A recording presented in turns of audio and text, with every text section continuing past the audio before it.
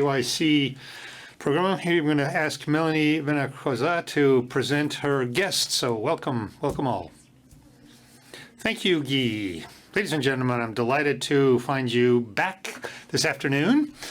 For those of you who were here during the launch of the plenary this morning, where we talked at a certain number of themes around digital identity. These are themes that we're going to look at over the next 3 days: artificial intelligence, cyber security, and we're going to talk specifically about those two with my guest, Christophe Longuepay. Thank you, Melanie. Thank you, Christophe, for accepting this invitation to share with us your expertise and what you see on a daily basis, and how you see how things are evolving, because everything's going faster and faster. We have cybersecurity, AI, generative artificial intelligence, and we have AI security, France and Benelux at Accenture. AI and cybersecurity is something we've heard about a lot since the Insider Forum. The cyber attackers are using AI to attack their victims, and we talked earlier about a certain number of sort of explosion of cyber attacks, a huge rise.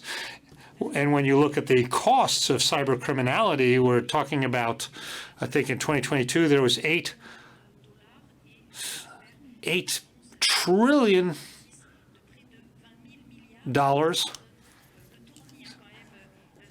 And they're now talking about $20 trillion. I'm not sure that's the correct number, but that's what she said, 20 trillion. How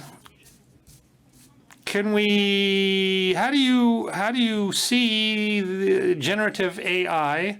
What's going to be the impact of generative AI, which is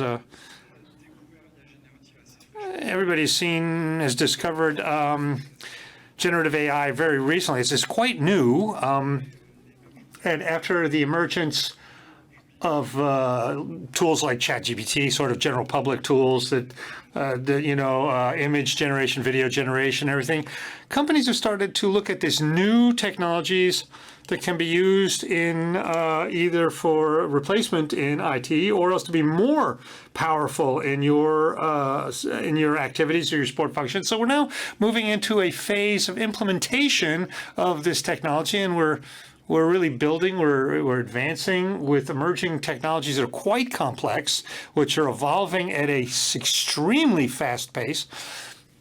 And we have the LLMs, which are the sort of bricks that these systems are constructed. And you remember the old rule that said every five years you had a doubling of power, but with AI it's way faster than that. So there's a lot of generative AI, for example, handles a huge volume of data. These are data that can be subject to regulations, can be personal, private data, strategic data. And when you build AI systems with that internal data, you have to be obviously very, very conscious of cyber risk. And we've even seen in the general public tools these certain failures. A few months ago, if you asked ChatGPT to give you the recipe for napalm, you could quickly get an answer. So you can see that there's a sort of lack of design and lack of machine learning with AI, and all of these things are things that we're learning as we go because these are emerging technologies. And so in terms of cyber security, you have to invest very early, otherwise you end up with real risks of leaks. You can have data infiltration. You can use these systems also to attack other IT systems. So there's a whole realm of cybersecurity issues that have to be looked at. But on the other hand, you can't just ask your cyber experts to develop a tool and then think about security after the fact. If you do that, that's a disaster. Going back after the fact to rebuild your models with security, it's going to be much more complex. So it has to be done a priori at the beginning. So yeah, upstream design with security upstream in the design. So you're talking about a global and consistent and coherent sort of approach to the construction of AI systems. We can understand that the cyber hackers, cyber criminals, when you look at the power of artificial intelligence, and that it is used by cyber criminals to write malware and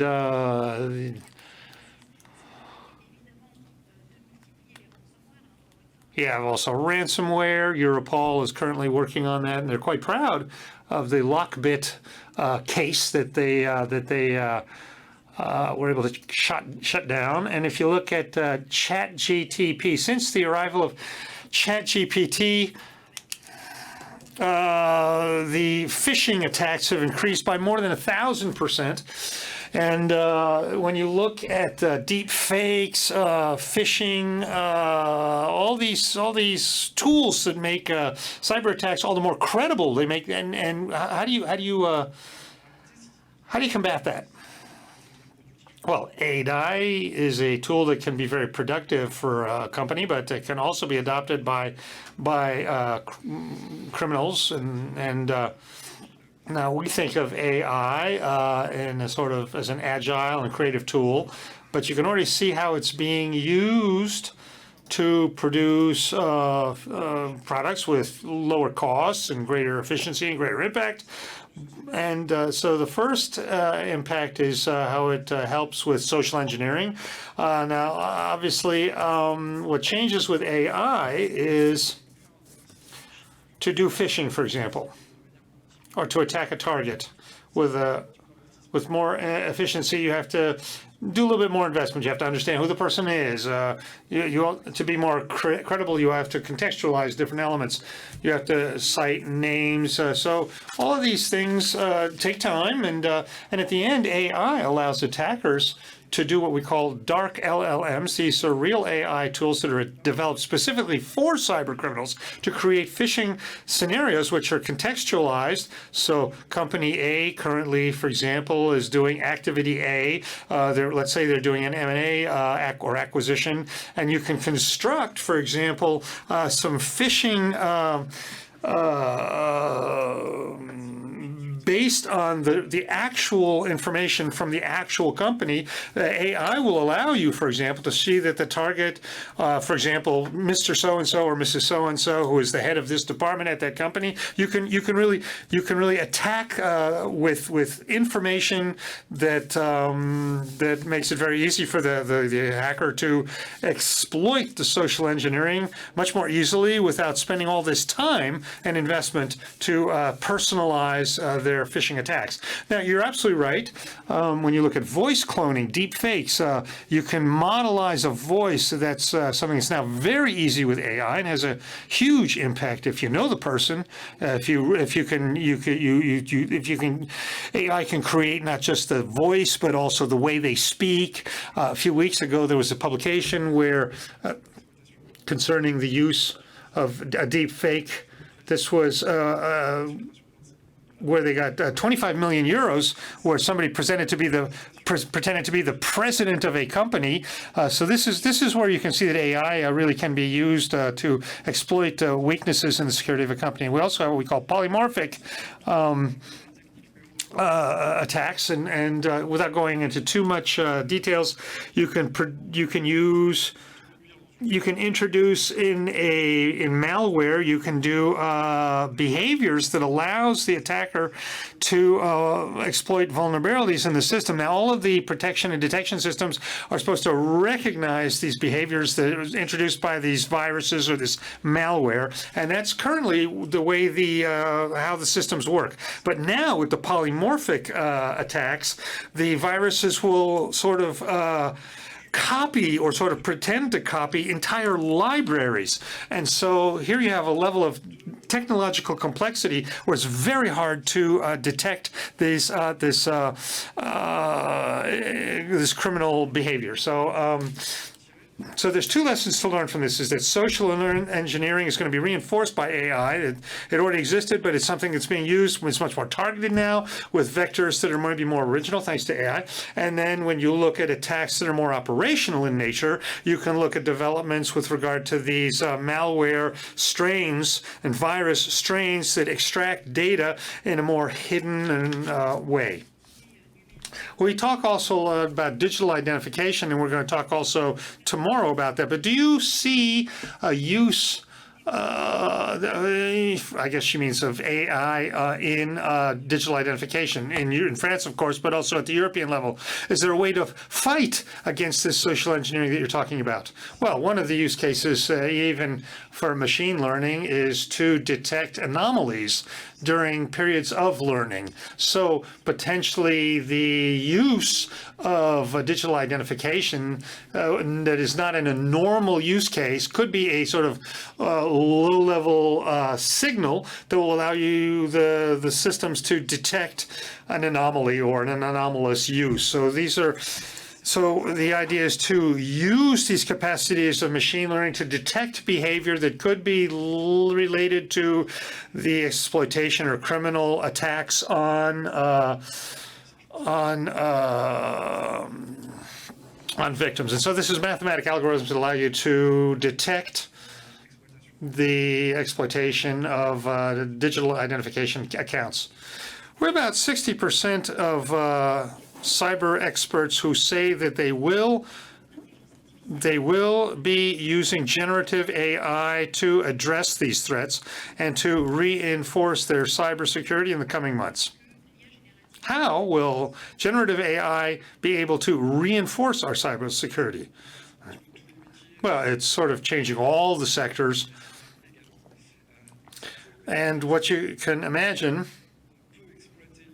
is that AI can be used for cyber uses, either to improve productivity, because, for example, today there's a lot of information, and so to be able to use and valorize that information, it's very complex. Some of this information can be strategic, but on a more operational level, we have solutions that are boosted by AI. Sometimes there's a lot of marketing around the different solutions for this, but in reality, these are uses that are very concrete and very, very possible. So we can see emerge applications for the automation of behavior analysis, and AI can help boost that. You also have certain disciplines which work a lot about volume elements, where we know that a certain number of tasks can be automated, either with diagnostics, which can be clarified by AI, or we also see solutions emerging around all of that to sort of have, with a sort of exhaustivity of detection, with a notion of problems of turnover, lack of expertise, and a number of issues of now maybe this is maybe it's a little early to talk about this. We're in the early days still, but and I encourage you to go see our stand downstairs to talk in more in detail. But you can see there's some real interesting solutions coming online. Well, you were talking about marketing, and we said that EI is something that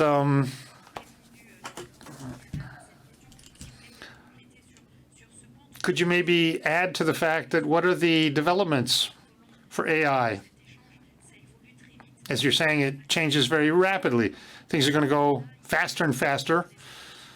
So what are the big developments coming online soon? Yes, in cyber in general, you have to remain very humble because the technologies change very quickly. Threats change very, very quickly.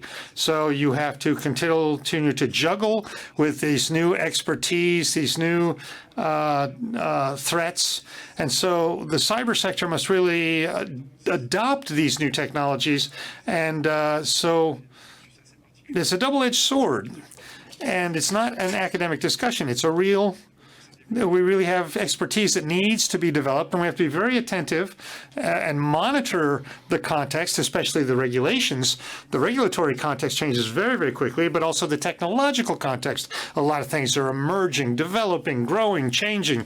And so we have a lot of models, for example, on the other side of the Atlantic that are really growing. And so there's a lot of cyber questions, especially around cybersecurity. So we have to be able to challenge these cyber solutions, which are using AI. We have to understand how they work, what are the data that's being used, what are the models that are being used, and then the re-injection of that data as a client to enrich the performance of the tool. Now, obviously, we're going to have all kinds of different factors that need to be reflected upon. There's a lot of questions, and it's not just a marketing argument. We have to go into the real details of the technology, because it's not just a question of selling cybersecurity that's boosted by AI. Well, thank you, Christian. It's a very stimulating conversation. We understand things go very quickly. We can see that threats continue to get stronger and more dangerous, and they will also, grow in maturity. And then you also have to have this sort of regulatory ecosystem that is growing and developing.